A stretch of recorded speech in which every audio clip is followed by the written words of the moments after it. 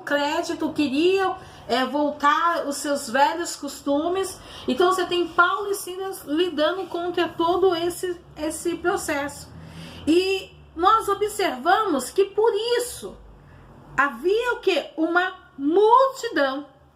Né? No verso 22, vocês podem conferir, há uma multidão que se levantou contra eles. E não apenas a multidão, mas a Bíblia diz que os magistrados também se levantaram. E os magistrados, dentro do conceito da palavra de Deus, nada mais é do que as pessoas que eram doutores, as pessoas que tinham conhecimento, os advogados daquela época. Então eles também se levantaram porque eles achavam absurdo aquilo que Paulo estava dizendo sobre a questão da liberdade, sobre a questão de aceitarem ao Senhor para ganharem esta liberdade. Então, por isso, uma multidão e os magistrados se levantam contra aqueles dois missionários que estão ali lidando com aquele procedimento para poderem fazer dentro do conceito deles a vontade de Deus.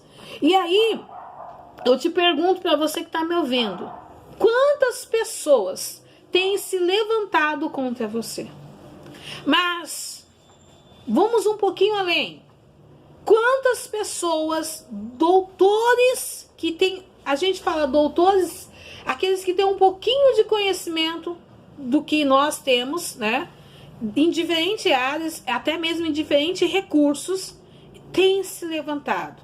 Mas o levantamento que tem se levantado contra as nossas vidas é menosprezando, é humilhando, é muitas vezes tirando sarro, é muitas vezes dizendo, e agora? Né? Cadê todas as coisas?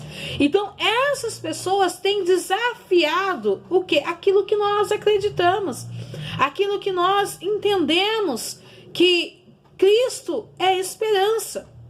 Então, nós vivemos pela esperança de dias melhores, esperanças de algo acontecer, sobre mudanças sobre a nossa história de vida. Então essa esperança era que Paulo pregava, que Silas estava pregando, que aquelas pessoas poderiam ter esperança para olhar, para serem curadas, para olhar o futuro, para observarem as mudanças que estavam acontecendo. Então por isso a multidão falou assim, não tem mudança aqui não.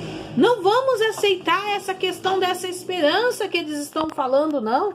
Não tem como aceitar essa esperança. Então, por tudo isso que tem acontecido, eles foram condenados. A palavra do Senhor nos diz que eles foram lançados, mas lançados numa prisão.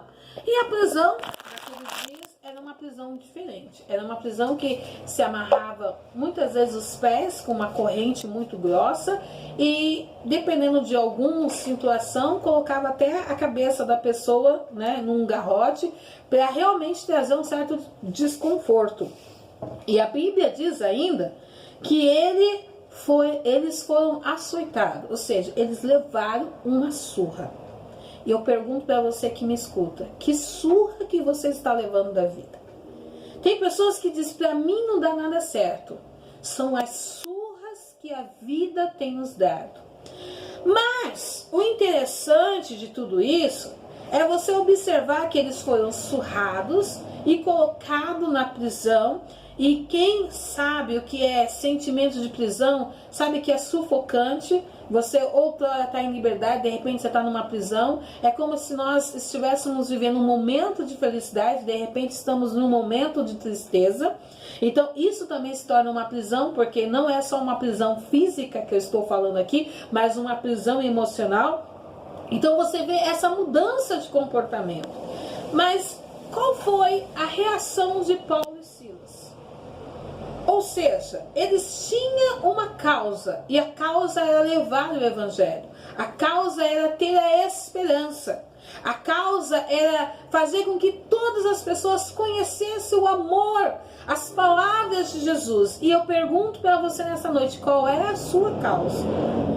O que você tem como propósito da sua história de vida, que você tem apresentado diante do Senhor, para que se justifique também a sua questão de fé? Porque nós devemos ter um objetivo. Um objetivo. O nosso objetivo é o céu.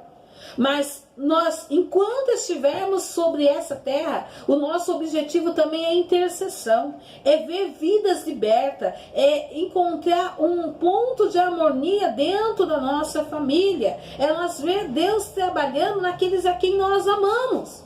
Então, às vezes, a vida todos os dias pode nos dar uma surra e nós não sabemos como vamos apanhar. Como é que vai ser essa surra? O açoite é um pouco mais, né, tenso, porque nós temos o chicote, né? O próprio Jesus apanhou de um chicote específico, onde tinha na ponta ossos que quando era lançado na sua carne, quando tirava novamente, rasgava tudo. Então, que tipo de surra que a vida está te dando? Será que a tua causa, o teu objetivo, em que você tem passado por tudo isso, não seja apenas para você entender que o que Deus quer de mim e de você é que um posicionamento como desses homens, um posicionamento de nunca perder a fé. Porque você já imagina, vamos nos colocar dentro dessa situação, se é eu e você que nós tá pregando o evangelho, vamos colocar aqui que seja esta causa, pregando o evangelho, aí junta uma multidão, vai lançar palavras de ofensas, né? Porque a multidão serve para isso. Aí junta os doutores da lei, que são aqueles que julgam. Então tem pessoas que vai julgar a tua situação, vai achar que você não fez tudo possível, sendo que dentro do teu alcance tu fez tudo.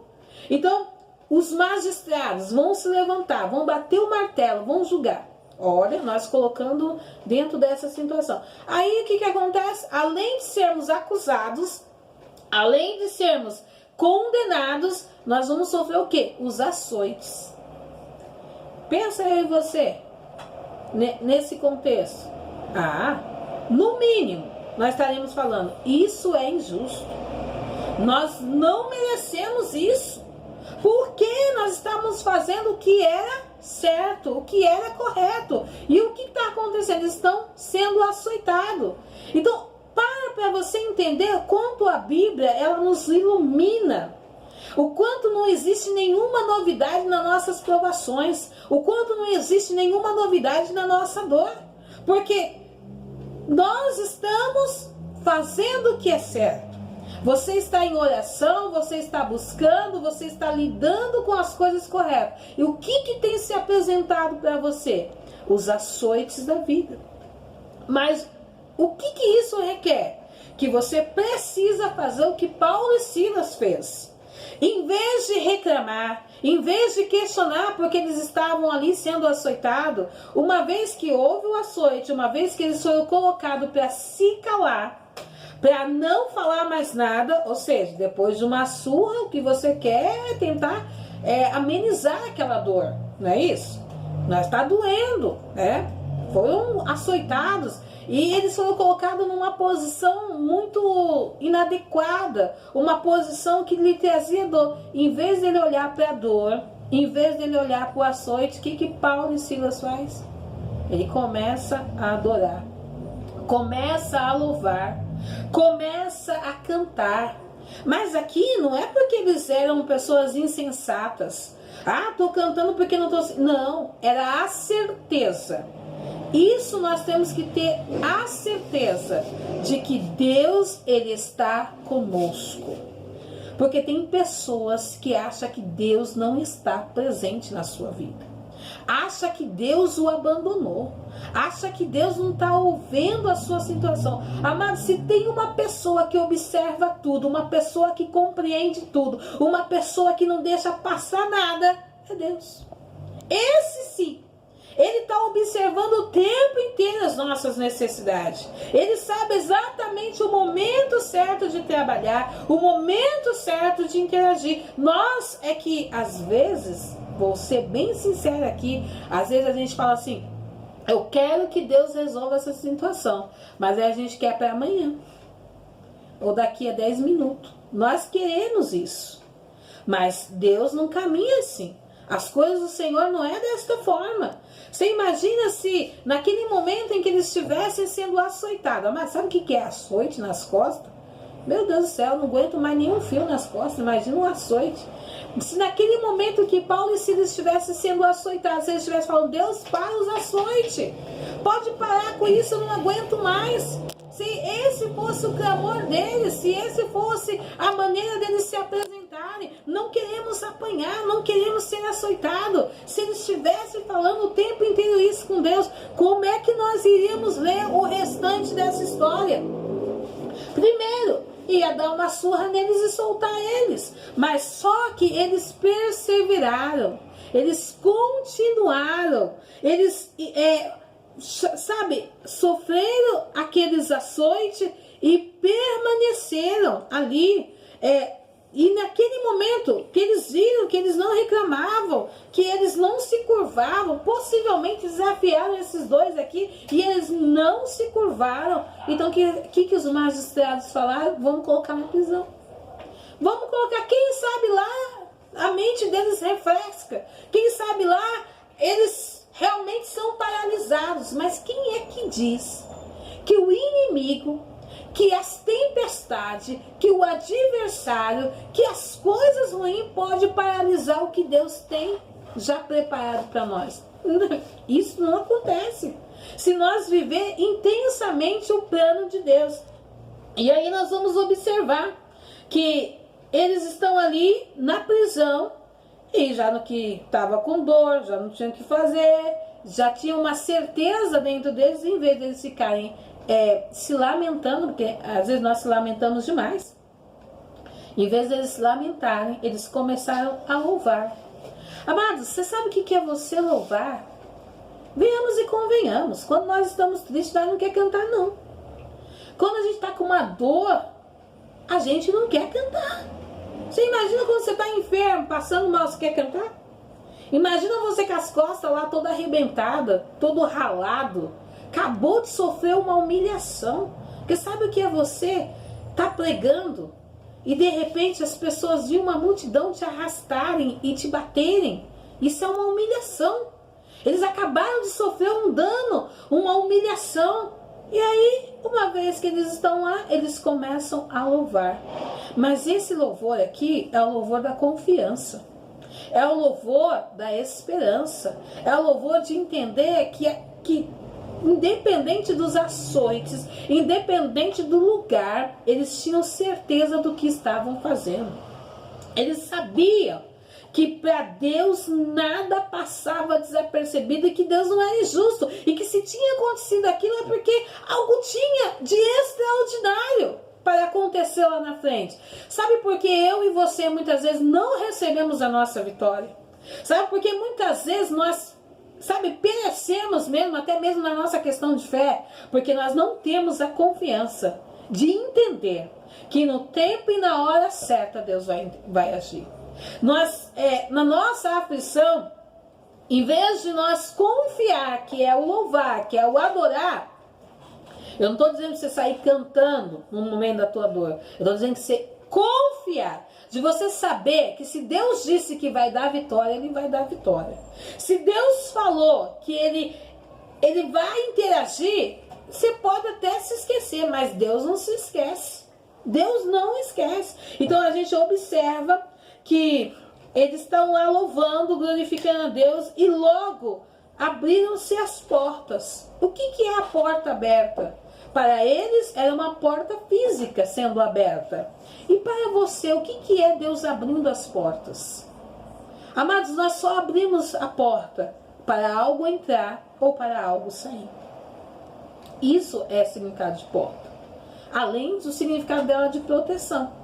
Então nós temos que entender que quando se abriram as portas, Deus ali, é como se Deus falasse assim: olha, vocês confiaram em mim, então a porta da prisão está aberta, pode sair. Era o que Deus estava tentando dizer para eles, que aquela situação estava sob o controle, porque eles podiam muito bem apodrecer naquela cadeia.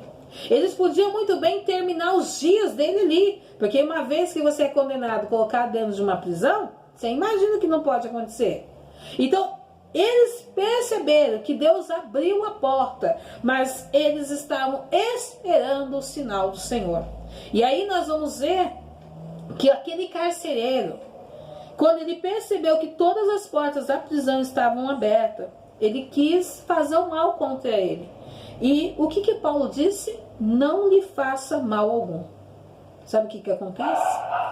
Deus abre as portas, Deus tem o controle da nossa situação. Muitas vezes nós estamos sendo abençoados por Deus. Deus está agindo na nossa casa, agindo na nossa família, porque a tempestade ela chega, mas ela passa.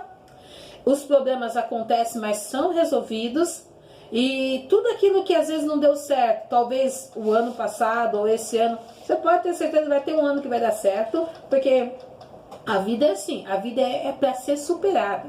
Você que está me ouvindo, você precisa superar essa situação. Mas superar para vencer e para ser feliz, sabe? Não, tem pessoas que ficam longos anos, sabe? A porta está aberta, mas a pessoa não passa e nem deixa entrar também. Então presta atenção na palavra do Senhor. Se Deus abriu a porta, você tem a saída.